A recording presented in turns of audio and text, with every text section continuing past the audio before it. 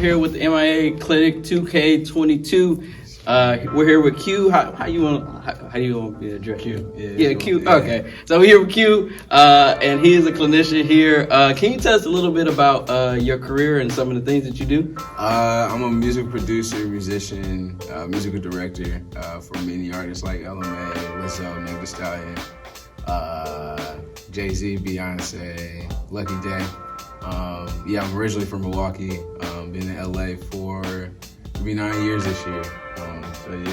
That's super dope. Yeah. So, as a clinician, with all that experience, what are some things that you look to bring to the table for the clinic today? Some of the things I plan on bringing to the clinic today are some things that I see in the industry.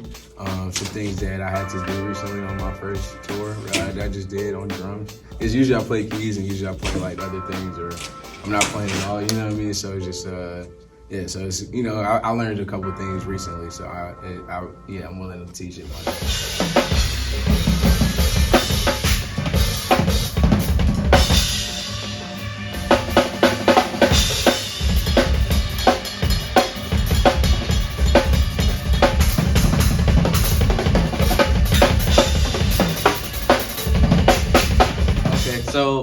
So how is that? So you play multiple instruments. Do you feel like as a drummer that helps you, or does it what do you feel like the perspective is on playing? It helps me a lot because it helps me it helps me listen to the other instruments more and understand where they're coming from and understand their space and the things that they do as well.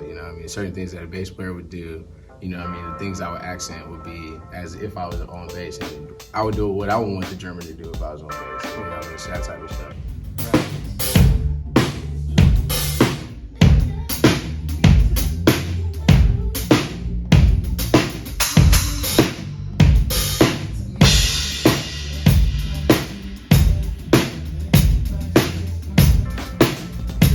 So you're a drummer and a producer as well, though. Yeah. So how do you feel like drumming? Do you feel like your drumming translates to producing, or do you feel like it's something totally separate? How is your perspective on that?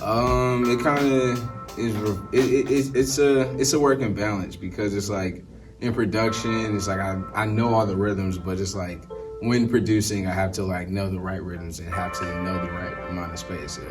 It's like being a drummer, I can always hear the ends and the E's and the uhs and where, something could fit. But as a producer, all those drums may not be needed, It may just be a simple kick and a simple snare on the 24, So it's like, that's kind of the working, balance of it, between the two. Okay.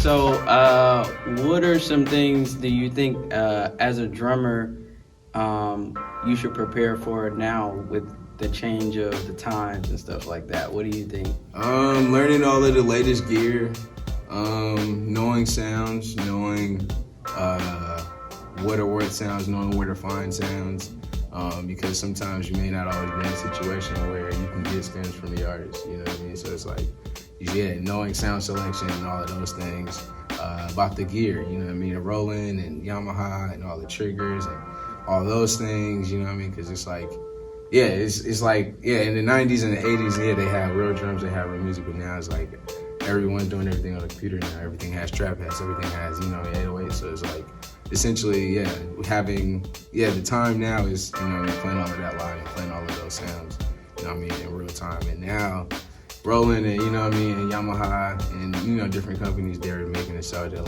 we're able to play a lot. So it's like learning that technology as much as we know about all of the, all the Sabian symbols, all of the Vic first sticks, all of the, right. We know about the Remo, the Power Stroke this, and, all that stuff. It's just like, do the same thing with triggers and knowing, all right, what kick trigger, what snare trigger, and when to play, knowing about foot switches, back changes, set lists. It's like, It's a lot. I'm It's not a gonna lot. lie. Yeah. But it's like, it's you know, once you know it, it's like you kind of understand the language and how to get it. You know what I mean? So, how did you get into step into that world? How did you make your transition from just being behind the drums to starting to understand a little bit of that stuff? I mean, for me, it was always curiosity. I mean, I've kind of always been curious about music, been curious about just how things work in general. So it's like, yeah. For me, it's like I've always been a YouTube kid since YouTube first came out. So it's like I was watching all of the Brian Fraser Moore videos when he's like explaining the drum cat videos, or, you know what I mean, or the Los, or you know what I mean, Air Spears, like all those videos were like. Yeah, you get to see what they're doing behind the scenes and all of that stuff. So like, that's kind of what made me like want to do it more and want to do it on a bigger level. Okay, so any thoughts of inspiration or anything that you could tell anybody that's aspiring to do some of the stuff that you do, like to inspire them, or anything you could leave us with to help us keep pushing and be motivated? Oh man, stay the course. HWPP, it means health, wealth, prosperity, positivity. We've already prospered and we're positive about it, and because we're positive, we're gonna be healthy, and the wealth is just gonna come. You know what I mean? So it's just like if you stay positive, no matter like what happens, like we're always gonna be good. You know what I mean? We're here to tell the story. If you're here to tell the story, that means you know what I mean. You get something to do. So yeah, that's super. Yeah, for sure, man. Definitely.